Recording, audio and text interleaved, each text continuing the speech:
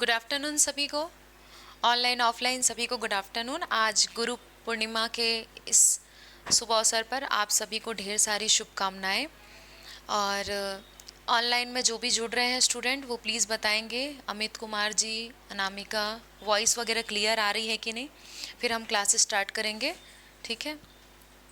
जैसा कि पहले मैं आप लोगों से एक बार बात कर चुकी हूँ कि अभी कुछ दिनों बाद मैं अपना वो कोर्स को भी आप लोगों को बताऊंगी, मतलब जो हम लोग पढ़ने वाले हैं उससे रिलेटेड भी कुछ वीडियो अपन करेंगे। लेकिन फ़िलहाल अभी जो चल रहा है वो एक रिवीजन चल रहा है जिसमें आप सभी लोग जुड़ें और कोशिश करें कि अपना ज़्यादा समय तो मैं लंबा लेती नहीं हूँ, आधी घंटा 40 मिनट का मुश्किल से समय रहता है, तो उस पार्ट को पढ़ कर आएँ और दिलाएं कि कितने क्वेश्चन बन रहे हैं कि नहीं। इससे आपको ये क्लियरिटी होगी कि आपकी तैयारी अभी पुख्ता हुई है या नहीं, कि और तैयारी की ज़रूरत है। वैसे तैयारी तो कभी ख़त्म होती नहीं है।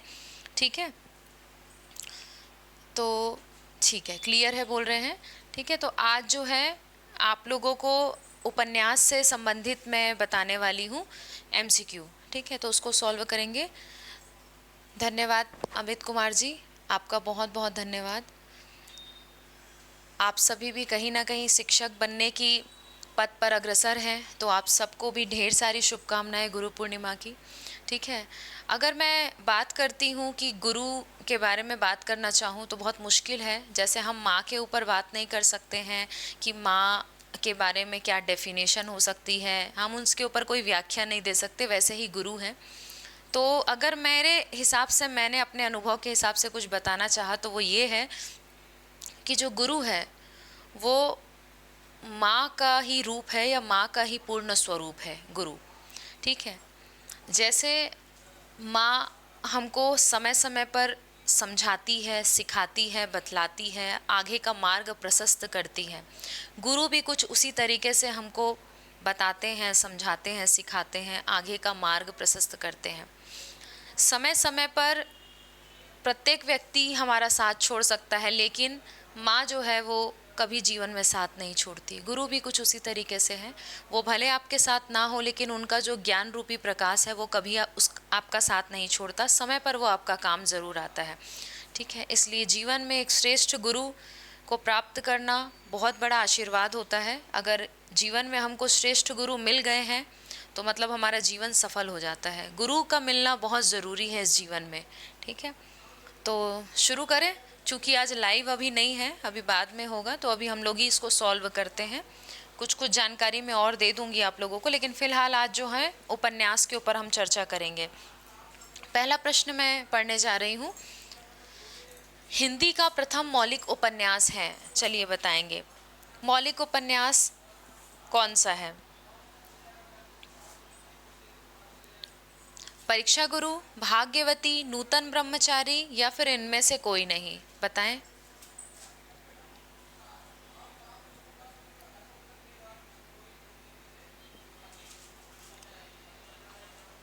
बहुत बढ़िया, आंसर आना चालू हो गया। अच्छा देखो, लाइव आप लोग जब आते हो तो आप लोग कमेंट करते हो और कोशिश किया करो कि आप लोग पढ़ कर बैठो, क्योंकि आप लोगों का पढ़ा हुआ विषय है तो मैं आप लोगों से उम्मीद ज़्यादा करती हूँ। ठीक है, तो हम ऑप्शन जो आपने चुना है मैं भी उसी के साथ जाऊंगी, ऑप्शन ए परीक्षा गुरु। लेकिन परीक्षा गुरु को किसने लिखा है, मुझे ये आंसर कीजिए। चलिए,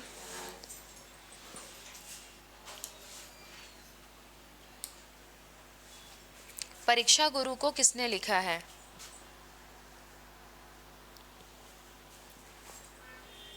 तो याद रखेंगे श्री निवास दास। ठीक है, श्रीनिवास दास। क्लियर है। आज आप लोग कुछ कमेंट करके भी पूछ सकते हैं, जो आगे बैच है उससे संबंधित अगर कुछ जानकारी आप लोगों को चाहिए तो बिल्कुल कमेंट कर सकते हो आप लोग। ठीक है, बात कर सकते हो आज मेरे से। ठीक है, कुछ भी जो रहेगा मैं बिल्कुल आपको जानकारी दे दूंगी। वेरी गुड अनामिका, थानेश्वरी, बहुत बढ़िया। तो श्रीनिवास दास इनका है। इन्होंने कब लिखा है ये याद है, तो ये भी आप देख लें, 1822 में। ठीक है, चलिए आगे बढ़ते हैं।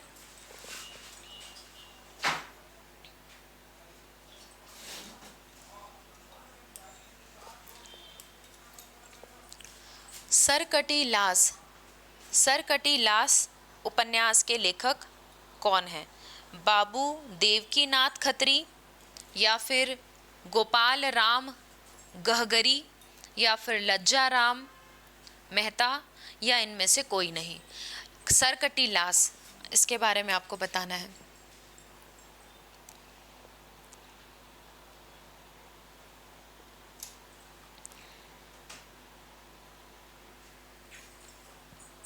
वेरी गुड अनामिका, बहुत बढ़िया।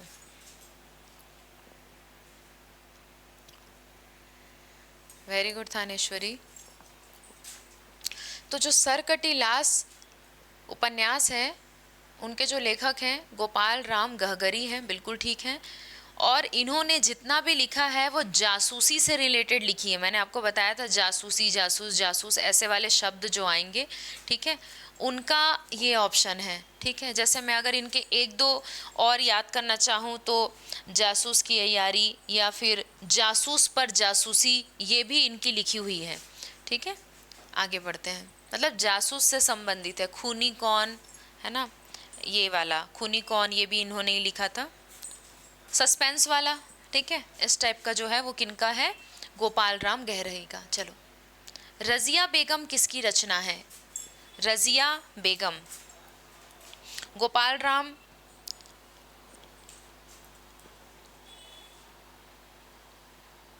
या फिर किशोरी लाल, या श्राद्ध राय, या फिर प्रसाद? रजिया बेगम।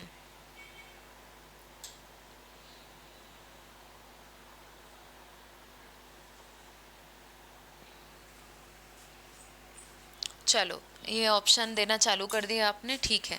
तो ये जो है बिल्कुल ठीक है, रज़िया बेगम जो है किशोरी लाल गोस्वामी की है। लेकिन इनकी एक दो रचनाएं आप याद रखेंगे। मस्तानी, मस्तानी एक मूवी बनी थी ना अभी, बाजीराव मस्तानी, तो अब याद रखेंगे किशोरी लाल गोस्वामी, रज़िया बेगम के साथ मस्तानी भी आप याद रखेंगे, ठीक है।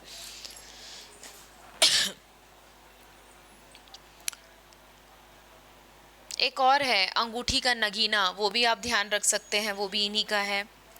चलो, नेक्स्ट क्वेश्चन की ओर आगे बढ़ते हैं। नेक्स्ट क्वेश्चन है आपका, नूतन ब्रह्मचारी है क्या है? नूतन ब्रह्मचारी एक नाटक है, उपन्यास है, कहानी संग्रह है, या फिर इनमें से कुछ भी नहीं है? नूतन ब्रह्मचारी।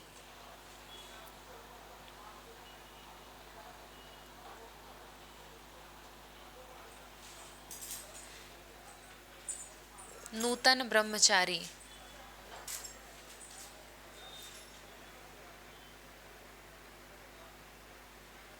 Very good Hemlata. नूतन ब्रह्मचारी जो है वो क्या है आपका? उपन्यास है, ठीक है। और यह किसने रचा है बताओ? ये लीजिए, उपन्यास है। किसने इसे लिखा है आप बता सकते हैं, कमेंट करके बताओ। उसके बाद फिर मैं भी बताती हूँ। नूतन ब्रह्मचारी।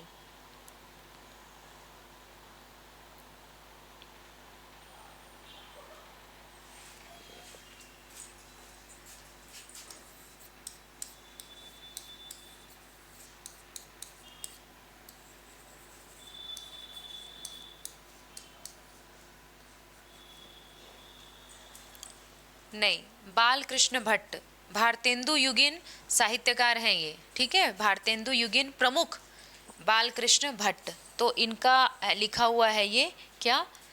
नूतन ब्रह्मचारी, जो कि क्या है? एक उपन्यास है, ठीक है। आगे बढ़ते हैं अगले प्रश्न की ओर। भूतनाथ उपन्यास के रचयिता हैं। भूतनाथ, वेरी गुड, भूतनाथ उपन्यास के रचयिता हैं। चलिए बताइए, भूतनाथ।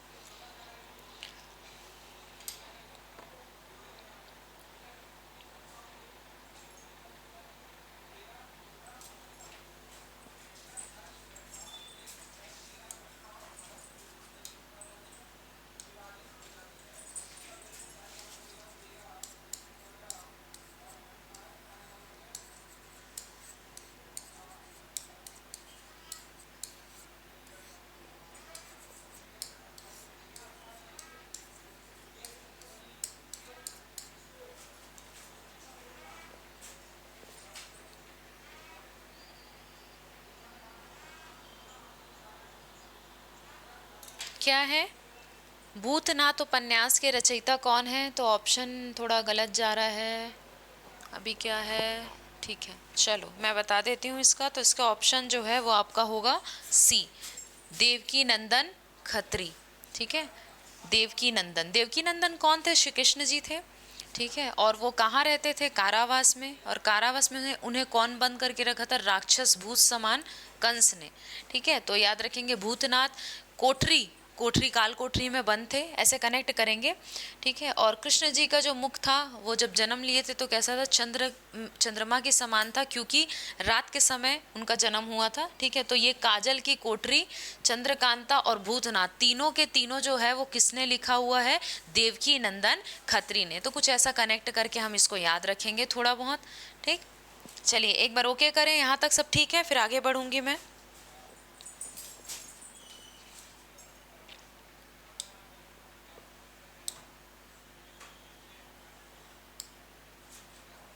नेक्स्ट जो है वो है त्यागपत्र। त्यागपत्र उपन्यास के लेखक का नाम आप बताएंगे। त्यागपत्र उपन्यास के लेखक यशपाल, भगवती चरण वर्मा, वृंदावन लाल या फिर जैनेन्द्र कुमार? बताओ कौन है? त्यागपत्र।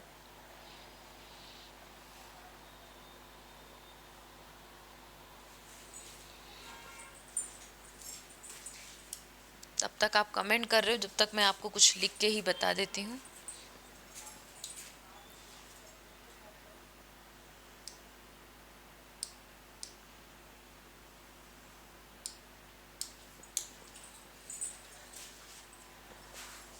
क्या बता रहे हैं जब तक आप लोग? अलग अलग जा रहा है, बी सी डी है ना। त्यागपत्र, तो शायद आपको कुछ याद आएगा। एक है आपका परख और एक है सुनीता। ठीक है, परख सुनीता। उम्मीद करते हैं कि इस बार जो तैयारी हम करेंगे वो पहले से ज़्यादा और अच्छे से करें, ताकि, क्योंकि आगामी अब तो आना ही है, ऐसा नहीं है अब कहाँ जाएगा, लाएगा तो सही वो भर्ती, अभी नहीं तो थोड़े दिन बाद, लेकिन अब तैयारी ऐसी रखना है कि कम से कम हम इतने रेडी हो जाएं कि उस समय हमको कोई हड़बड़ाहट ना हो कि क्या पढ़ना है क्या नहीं पढ़ना है, जो भी। ठीक है, तो याद रखेंगे कि ये जो है त्याग पत्र के साथ साथ परख और सुनीता, ये जैनेन्द्र कुमार का है। किसका है? जैनेन्द्र कुमार का। तो जिन्होंने डी बताया है बिल्कुल ठीक बताए हैं, जैनेन्द्र कुमार। ठीक है, चलिए आगे बढ़ते हैं। आगे जो प्रश्न है वो है हमारा, धनिया और झुनिया प्रेमचंद के किस उपन्यास के पात्र हैं? प्रेमचंद जी उपन्यासकार हैं। ठीक है, उनका एक उपन्यास जिसमें दो पात्र हैं, धनिया और झुनिया, वो गबन है, गोदान है, कर्मभूमि है या पेमाशय? एक चीज़ और बता दूं कि ये चारों के चारों प्रेमचंद के ही हैं। ठीक है, ये रचनाएं जो, तो चलिए बताइए धनिया और झुनिया किसमें के पात्र हैं?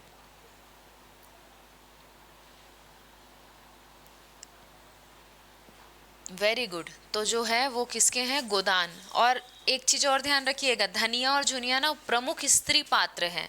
ठीक है, प्रमुख स्त्री पात्र है। वेरी गुड, गोदान। चलिए आगे बढ़ते हैं। अनाम दास का पोथा शीर्षक उपन्यास के लेखक कौन है? वृंदालाल वर्मा, भगवती चरण वर्मा, अमृतलाल नागर या फिर हजारी प्रसाद द्विवेदी? बताइए। अनाम दास का पोथा,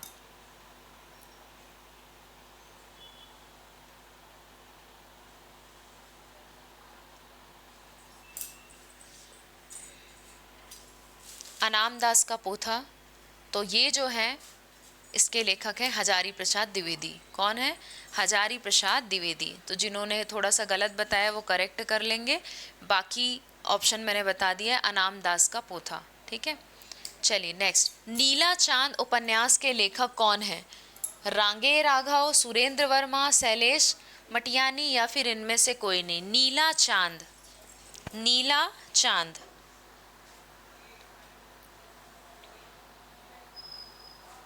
नीला चांद, इसको मैंने याद कराया था। आज मैं आप लोग को वो याद दिलाऊंगी कि हम लोग जब क्लास में पढ़े थे तो मैंने क्या बोला था। ठीक है,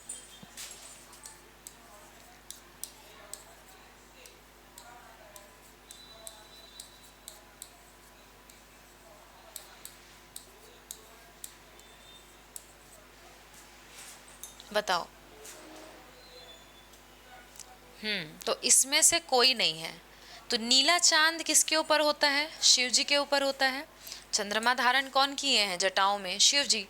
तो शिव प्रसाद सिंह, ऐसा मैंने याद कराया था आप लोगों को कि नीला चांद से आप शिव शब्द को कनेक्ट करके रखेंगे। शिव प्रसाद सिंह ने लिखा है क्या? नीला चांद। ठीक है। और इनका एक और बहुत बार पूछा गया, अलग अलग वैतरणी, वो भी इन्हीं का लिखा हुआ है, ध्यान रखेंगे, अलग अलग वैतरणी। चलिए नेक्स्ट। आप सभी जानते हैं कि प्रयोगशाला परिचायक का जो एग्ज़ाम है वो 3 अगस्त को होने वाला है। कब होने वाला है? 3 अगस्त को। तो 3 अगस्त को तैयार होने के लिए, जैसे कुछ लोग लास्ट मोमेंट पर पढ़ते हैं, तो ये आपका 2500 टॉप एमसीक्यू की बुक है जिसको आप परचेस करके इस चीज़ की तैयारी कर सकते हैं यदि आप इसके लिए पढ़ाई कर रहे हैं। ठीक है। और ये आपका जो है इंडियन हिस्ट्री की ई बुक है। और आप जानते हैं कि इंडियन हिस्ट्री यानी भारत का इतिहास बहुत सारे एग्जाम में पूछा जाता है, ये भी आप परचेस कर सकते हैं। ठीक है। नेक्स्ट क्वेश्चन है, निम्नलिखित में से कौन सा उपन्यासकार एक आंचलिक उपन्यासकार है? आंचलिक, बताएं, आंचलिक उपन्यासकार है।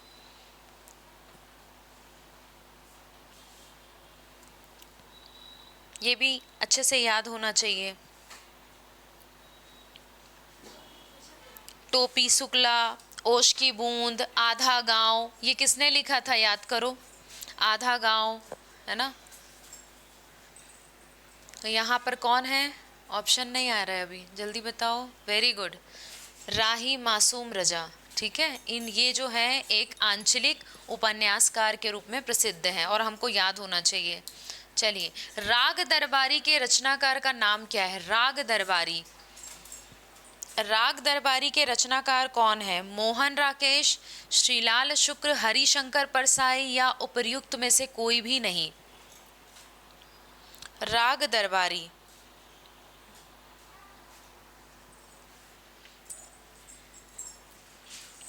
बताइए, राग दरबारी कौन है? मोहन राकेश, श्रीलाल शुक्ल, हरिशंकर परसाई, राग दरबारी के रचयिता। मैं बता देती हूँ, बी होगा, श्रीलाल शुक्र।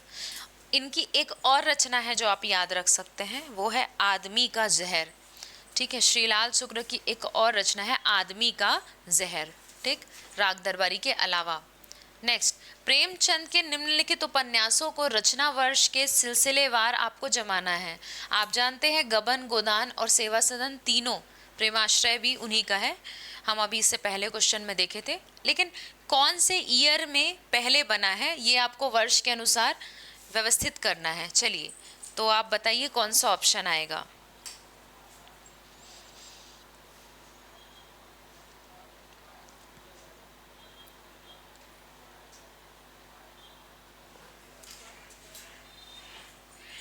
बहुत अच्छा क्वेश्चन है, बताओ इसका आंसर।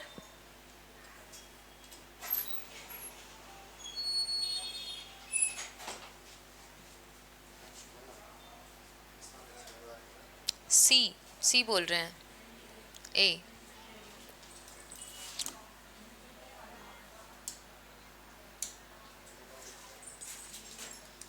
1918, 1931, 1936 भी देखने को मिलता है और 35 भी ना।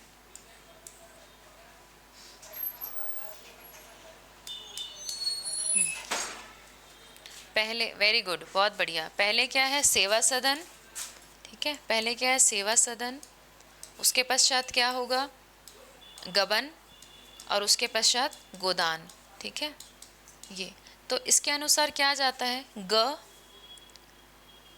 मतलब ग क, मतलब ये होना चाहिए बी ऑप्शन।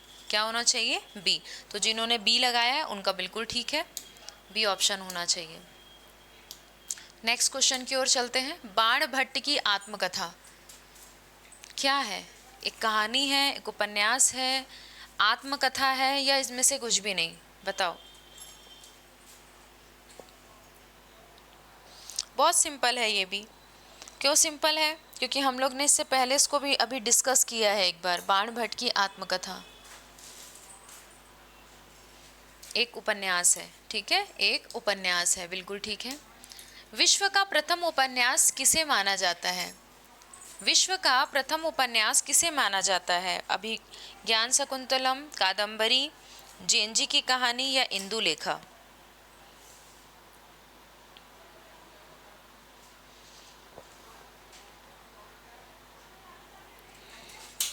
तो याद रखेंगे कि इसमें ना कादम्बरी बाण भट्ट ने लिखा था। बाण भट्ट की जो कादम्बरी है इसको प्रथम उपन्यास माना जाता है, लेकिन कहीं कहीं पर, ज़्यादातर जापान में, आपको ये जेनजी की कहानी को माना गया है। ये ध्यान रखेंगे आप लोग, ठीक है। अगर किसी स्पेशल जगह के हिसाब से आपसे पूछा जाएगा तो आपको आंसर करना पड़ेगा। तो जेनजी की कहानी भी आप याद रखेंगे। चतुरी चमार उपन्यास है प्रेमचंद, निराला, भगवती चरण वर्मा, या फिर जैनेन्द्र का?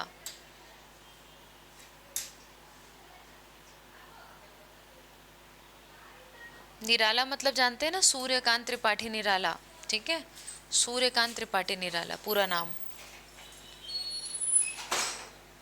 लास्ट क्वेश्चन है ये आपका, बताएंगे?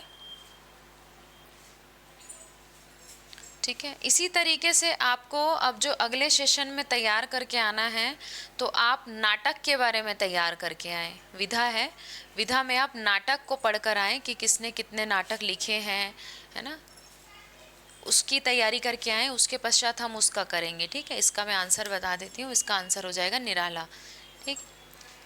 बहुत सारा है, एक आपने बिल्ले सुर बकरीहा भी देखा होगा उनका, ठीक है, प्रभावती, ये सब भी। तो इसी तरीके से हमको अभी थोड़े दिन चलना है, जब तक हम एक रिवीजन मोड पर चल रहे हैं। उसके बाद हम जाएंगे विस्तृत अध्ययन की ओर, ठीक है। आप लोगों को मैं बता दूं कि जो लोग नए जुड़ते हैं वो लोग रिकॉर्डेड बैच लेते हैं, तो रिकॉर्डेड बैच उनको बहुत मिनिमम उसमें मिलेगा, है ना, शुल्क में। परंतु अगर कोई नए उसके साथ जुड़ रहे हैं तो उनको शुल्क पूरा इसलिए देना पड़ता है क्योंकि पुराने लोग ने ऑलरेडी एक बार पढ़ चुके हैं, ठीक है। तो इन जानकारी के साथ आप लोग बात कर लें, नंबर है, कोई डाउट हो तो पूछ लें, उसके पश्चात फिर आप परचेस करें, ठीक है। क्लियर है? तो ये जो है आपका उपन्यास का एमसीक्यू था पूरा। और कोई संबंधित प्रश्न है तो आप अभी कमेंट कर सकते हैं, मैं 2 मिनट रुकी हूँ। उसके पश्चात जब आप तैयारी करके आएंगे तो वो तैयारी रहेगी आपकी नाटक की, ठीक है। क्लियर है?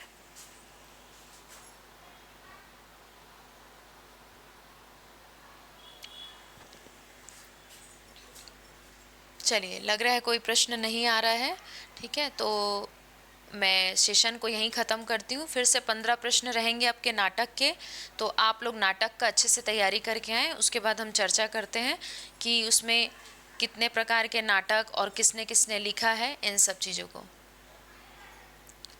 हाँ, थानेश्वरी, जितना भी हम पहले पढ़े हैं, आपकी बात नहीं है, कोई भी हो, मेरी भी बात अगर आप ले लें, अगर मैं उस चीज़ से हट जाऊं या थोड़े दिन का विराम ले लूं तो भूलना स्वाभाविक है, क्योंकि ये इतना बड़ा क्षेत्र है साहित्य जहाँ पर हम चीज़ों को याद नहीं रख सकते हैं ज़्यादा दिनों तक। तो केवल हमको समझना है, कुछ चीज़ों को कनेक्ट करके पढ़ना है, इसलिए तो आप या तो फिर से जुड़ जाइए एक बार, ठीक है, और आप बता कर जुड़ें कि मैं ओल्ड स्टूडेंट हूँ, है ना। आप लोगों के लिए अलग से यहाँ पर रियायतें हैं, और जो नए हैं वो तो जुड़ेंगे ही, वो तो परचेस करेंगे ही, लेकिन अगर आप पुराने हैं तो आपको उस तरीके से परचेस नहीं करना है। आप पहले कॉल कर लें और बात कर लें। यदि आप परचेस नहीं कर रहे हैं तो आप कुछ एमसीक्यू बुक खरीदें, उसके माध्यम से आप अपने जो मैंने आपको पढ़ाया है उसको पढ़कर उस एमसीक्यू को सॉल्व करने का प्रयास करें। और यदि आप साथ में पढ़ना चाहते हैं लाइव क्लास, क्योंकि कई बार ऐसा होता है कि हम अकेले नहीं पढ़ते, क्लासेस के साथ पढ़ने में ज़्यादा अच्छा लगता है, तो आप ज्वाइन कर सकते हैं। मतलब दोनों चीज़ें हैं, चुनाव आपका है, ठीक है। जैसा आज गुरु पूर्णिमा है तो सिंपल सी चीज़ है, आपको गुरु के माध्यम से पढ़ना है या स्वयं खुद ही पढ़ना है, ये चुनाव आपका होना चाहिए कभी भी। इसमें कोई जोर ज़बरदस्ती नहीं होती है, ठीक है। आप सभी शुद्ध और स्वस्थ मस्तिष्क के मालिक हैं, आप अपना डिसीजन ले सकते हैं। तो यदि हमारा काम है इन्फॉर्मेशन देना, सूचना देना, अगर हम सूचना नहीं देंगे तो वो सूचना प्रसारित नहीं होगी और लोगों तक जानकारी नहीं होगी। कई लोगों को ये भी नहीं पता होता है कि सीजीटेट क्या होता है, तो अगर हम नहीं बताएंगे तो उनको पता कैसे चलेगा। तो हमको तो सूचना देना है, पर जो चीज़ें आपको करनी है, जैसा करना है। हाँ जी, ठीक है, ठीक है थानेश्वरी, तो दोनों चीज़ें मैंने बता दी हैं।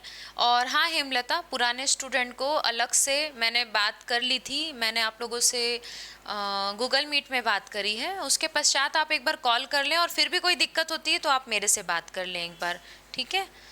तो आप थोड़ा जल्दी करेंगे तो ये जो पूरा जुलाई मंथ है ना, ये इसीलिए है ताकि एक रिवीजन हो जाए, और उसके बाद फिर हम स्टार्ट करेंगे नए तरीके से थोड़ा सा।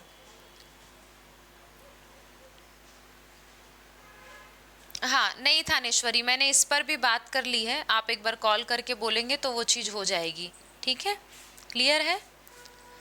चलिए, तो मैं क्लास को ओवर करती हूँ, निश्चिंत रहो, क्योंकि क्या है, पहले पेडागोजी जो था वो मैंने पढ़ाया था, हिंदी साहित्य मैंने पढ़ाया था, व्याकरण मैंने पढ़ाया था। इस बार आपको थोड़ी वैरायटी मिल रही है ताकि आपका कोर्स थोड़ा सा जल्दी कंप्लीट हो जाए।